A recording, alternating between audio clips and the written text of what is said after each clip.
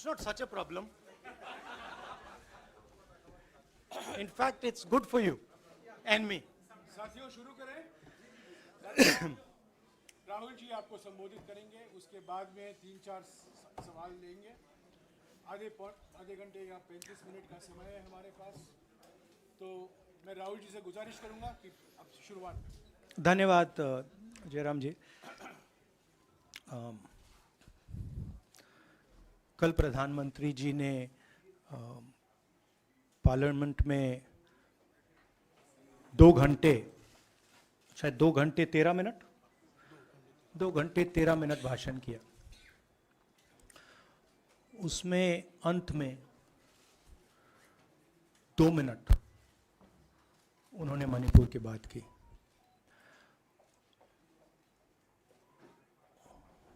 मणिपुर में महीनों से आग लगी हुई है, लोग मारे जा रहे हैं, बलात्कार हो रहा है, बच्चों को मारा जा रहा है। और अगर आपने देखा होगा कल, तो प्रधानमंत्री हंस हंस के बोल रहे थे, मुस्कुरा रहे थे, जोक्स क्रैक कर रहे थे, हंस रहे थे। ये उनको शोभा नहीं देता है। हिंदुस्तान का प्रधानमंत्री, अगर इस देश में हिंसा हो रही है, दर्द हो रहा है, हिंदुस्तान के प्रधानमंत्री को 2 घंटे मजाक नहीं उड़ाना चाहिए। विषय कांग्रेस नहीं था, विषय मैं नहीं था, विषय मणिपुर है। मणिपुर में क्या हो रहा है और उसको एकदम क्यों नहीं रोका जा रहा है, ये विषय है। मैं आपको अपना एक्सपीरियंस देता हूं, जो मैंने शायद अभी तक बोला नहीं, शायद पहले बोल देना था। मैं अब तकरीबन 19 साल से राजनीति में हूं और मैं हर स्टेट में गया हूं। बाढ़ आए, तूफान आए, सुनामी आई थी, हिंसा होती है, हम जाते हैं। 19 साल के एक्सपीरियंस में जो मैंने मणिपुर में देखा और सुना, वो मैंने कभी पहले नहीं सुना था। मैंने पार्लियामेंट में बोला कि प्रधानमंत्री जी ने, अमित शाह जी ने भारत माता की हत्या की है, मणिपुर में भारत को खत्म कर दिया है। मैंने ऐसे नहीं बोला था, ये खोखले शब्द नहीं है। मैं आपको समझाता हूं मैंने ये बात बोली क्यों। जब हम मणिपुर पहुंचे, हम लैंड किए, हमें मणिपुर में दौरा करना था। जब हम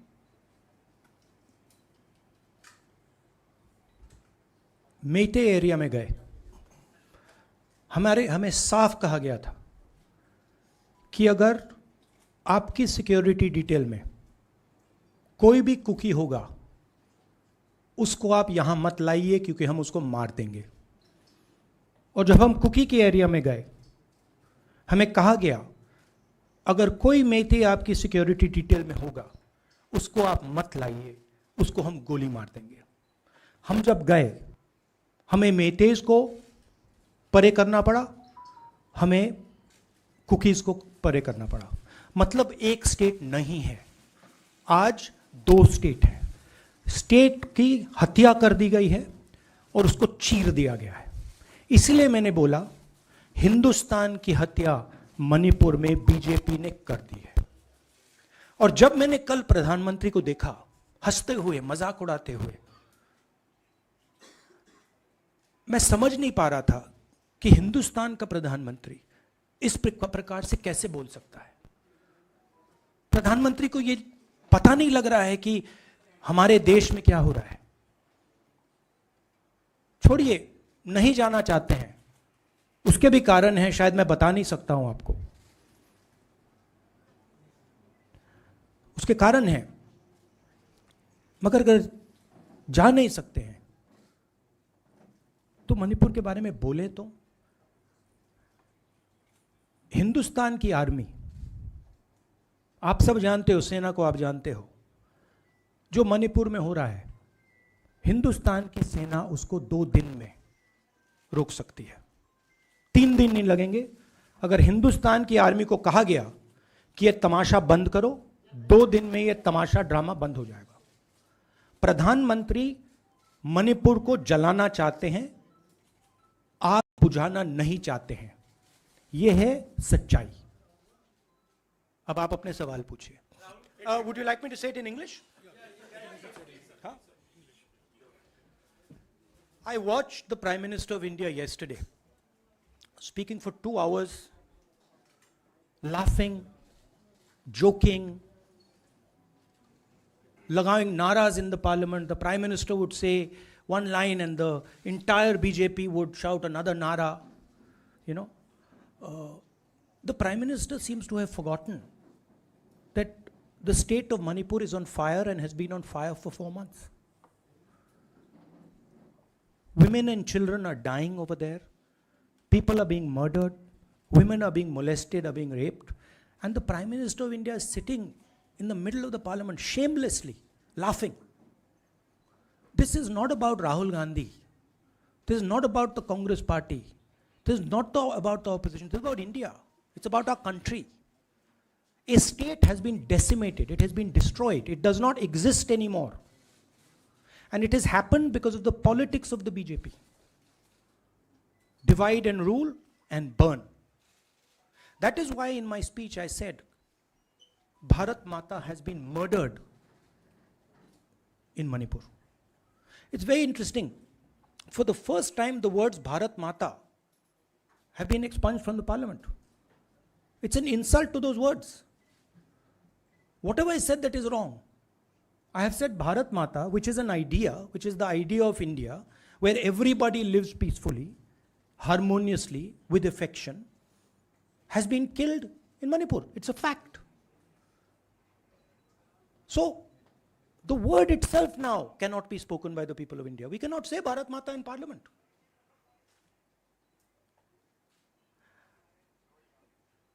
I want to tell you about my own personal experience of Manipur.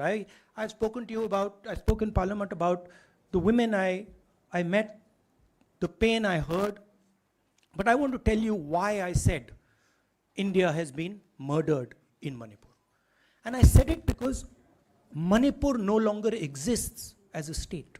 A state requires control, a state requires authority. That is disappeared in Manipur. It does not exist. And I saw this with my own eyes. When we went to Manipur, when we went to the Meitei area, we were categorically told that please ensure, we want you to come, we love you, but please ensure that if there are any cookies in your security detail, they do not come into our area or we will shoot them. When I went into the cookie area, we were told the same thing. We love you, we want you to come. But please make sure, if there are any Meiteis in your security detail, we will shoot them. Do not bring them here. Before going to the Meitei area, we had to remove all cookies from our security detail. Before going to the cookie area, we had to remove all Meiteis from our security detail. When we went there, the security forces, central security forces, told us we have never seen anything like this. We were told it is completely outside our control. Okay? That is why I said Manipur has been murdered by the BJP, and the idea of India has been murdered by the BJP in Manipur. I was not speaking metaphorically. I was speaking literally. Now, the Indian army, it will take the Indian army 2 days to put an end to the nonsense that is going on in Manipur. The Prime Minister refuses to stop the fire. He wants Manipur to burn. He allows Manipur to burn. Because if he did want it to stop, there are tools in the hands of the Indian government that can stop it immediately. I know. I have full faith in our army. I know And every Indian citizen knows that if the Indian army is told, please put an end to this, it will stop immediately. There are reasons for the PM not being able to go to Manipur. I'm aware of those reasons. I don't want to say them publicly. But there are clear reasons as to why the Prime Minister is not going there. That is why we wanted the Prime Minister to speak in Parliament. That is why we wanted Manipur to be on the agenda in Parliament. And what did the Prime Minister do? He ridiculed the state. He ridiculed the women of the state. He laughed at the women of the state. That's the truth. Now please ask your questions. Sanjeev mike देना यार. Finally, I just want to say one thing again in English. See, the Prime Minister, when he becomes Prime Minister, he ceases to be a politician. He becomes the representative of the voice of this country. His the politics should be put aside. And the Prime Minister should speak not as a petty politician, as the leader of a political party, but the Prime Minister should speak with the weight of the Indian people behind him. And it's tragic to watch Mr. Narendra Modi. It's sad, because the Prime Minister does not understand what he actually is. He is our representative. He's my representative. He's all our representative. And watching the Prime Minister spend 2 hours talking about the Congress, talking about the opposition, making ridiculous remarks about the name, this really does not do justice to an Indian Prime Minister. I've seen Prime Ministers from the Congress party, I've seen Prime Ministers from the BJP, I've seen Mr. Vajpayee, I've seen Mr. Dev Gowda. None of them have ever done this. There's a complete misunderstanding in the mind of Narendra Modi ji about what the Prime Minister of India is. Rahul ji, you wanted the Prime Minister to speak in Parliament, and now that he's spoken, and you've said that he wants Manipur to continue to burn. So what is the Congress Party's next step to retrieve Manipur and save it?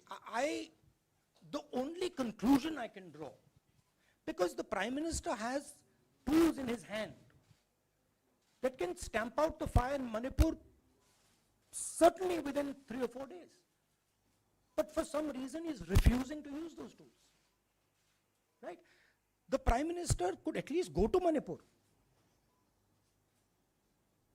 talk to the communities, and say, I'm your Prime Minister. Let's start talking. It will be taken seriously. So I don't see any intention. Rahul ji कल ये भी प्रधानमंत्री ने अपने भाषण में कहा कि 2018 में ये लेके आए थे, 2023 में विश्वास प्रस्ताव लेके आए और 2023 में भी लाएंगे. तो एक तरीके से उन्होंने साफ तौर पर ये कह दिया कि हमारी सरकार अगली बार भी बन रही है.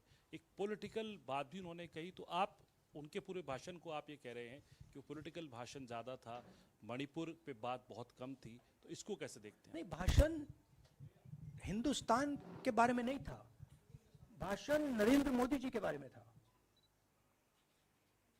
वो अपनी राय, अपनी राजनीति, अपने एम्बिशंस वो आपको दे रहे थे.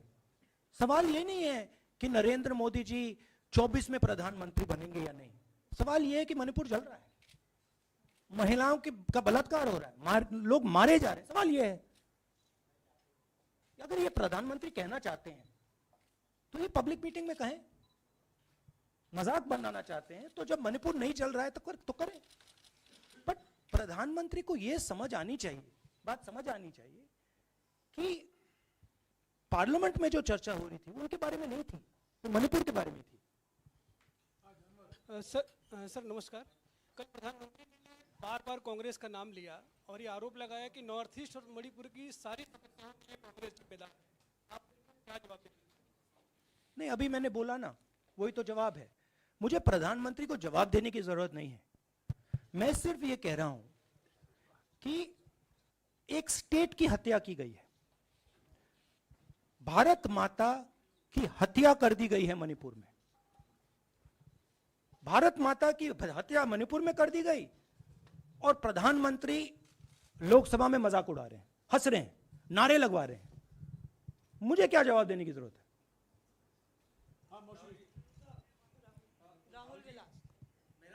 एक मिनट मोहित, ऑर्डर से प्लीज।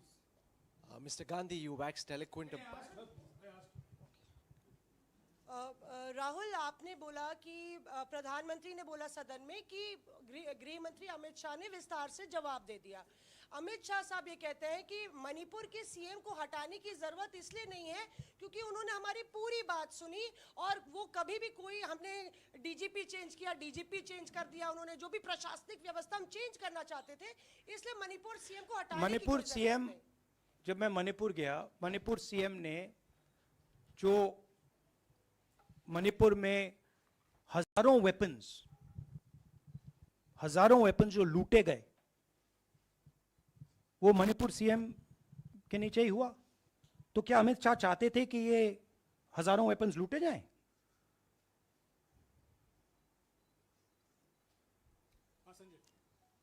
राहुल जी, जो हिंसा चल रही है, क्या अमित शाह चाहते हैं कि हिंसा चलती जाए? चीफ मिनिस्टर उसको रोक नहीं पा रहा है। अमित शाह जी कह रहे हैं कि भैया वो हमारी बात मान रहा है, तो क्या आप चाहते हैं कि मणिपुर चलता जाए? राहुल जी, एक संसद में एक नया ट्रेंड दिखाई दे रहा है कि कई सेशन से अपोजिशन के एमपीज या तो सस्पेंड हो रहे हैं या डिस्क्वालीफाई हो रहे हैं, या एक सेशन से ज़्यादा। ये अपोजिशन के एमपीज का जो प्रिविलेज मोशन या प्रिविलेज रूल्स के तहत जो डिस्क्वालिफिकेशन हो रहा है या सस्पेंशन हो रहा है, इसका जो ट्रेंड बढ़ रहा है, इसको आप लोग कैसे एड्रेस करेंगे? आप देखिए, एमपीज को निकालें, वापस डालें, हमारा काम बदलता नहीं है। हमारा लक्ष्य जो मणिपुर में हो रहा है उसको रुकवाने का है। जो भी औजार हमारे हाथों में है, उस हिंसा को रुकवाने के लिए उनका हम प्रयोग कर रहे हैं और करेंगे।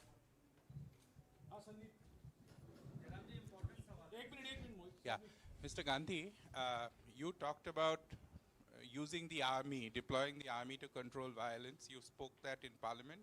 You've repeated here. But the BJP has criticized you and even previous Congress governments, saying that we want to solve the issue through dialogue. And they've criticized that in the 60s, in 64, the Mizo National Famine Front was bombed by the Indian Army, by the Indian Air Force. So they said that, you know, they do not believe I have never heard in my entire career, I have never been told anywhere I have been in India that if you take this person as a security officer with you, we will put a bullet in his head. I have never heard it. And I heard it twice in Manipur. That means there is no dialogue in Manipur. There is pure violence taking place in Manipur. The first step is to stop the violence, put an end to it. I point out the army, but what I mean is that the Prime Minister has multiple instruments in his hands. He's not using them. It's been burning for 4 months. He's doing nothing and he's laughing. I'm amazed people can't see this. That he's sitting in Parliament and laughing. Jairam ji, Last question. Jairam जी, मोहित दुबे हूँ news nation से। आपने 37 minute का भाषण। जयराम जी, राहुल जी नहीं मतलब आप मुझसे जयराम कर रहे हैं या उनसे? राहुल जी, जय सिया राम। राहुल जी, आपने 37 मिनट का भाषण लोकसभा के भीतर दिया और 37 मिनट में सिर्फ आपको करीब 14 मिनट ही दिखाया गया, बाकी आपके चेहरे पे कैमरा नहीं था। और आप मणिपुर गए, मैक्सिमम टाइम आपने मणिपुर के ऊपर बोला। इस परंपरा को आप किस तरीके से देखते हैं? पता नहीं, शायद कॉन्ट्रडिक्शन है। शायद पीएम मेरा चेहरा टीवी पे नहीं देखना चाहते, मगर फिर पीएम मेरी वीडियो के बारे में बात करते हैं। तो पता नहीं क्या है, बट मुझे लगता है शायद उनको मेरा चेहरा टीवी पे देखना अच्छा नहीं लगता। कोई प्रॉब्लम नहीं है। जो मैंने बोलना था, देखिए मुझे अपना काम करना है।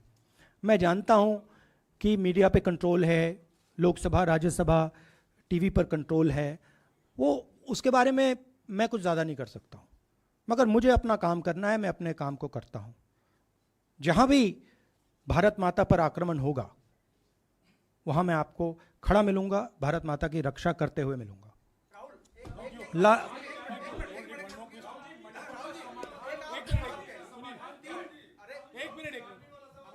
हाँ, okay, last question, brother. The Supreme Court has already said what it has in terms of a constitutional breakdown, as well as now, you are asking for the army. Do you believe that Article 356 is the only way out? Or I'm not asking for anything.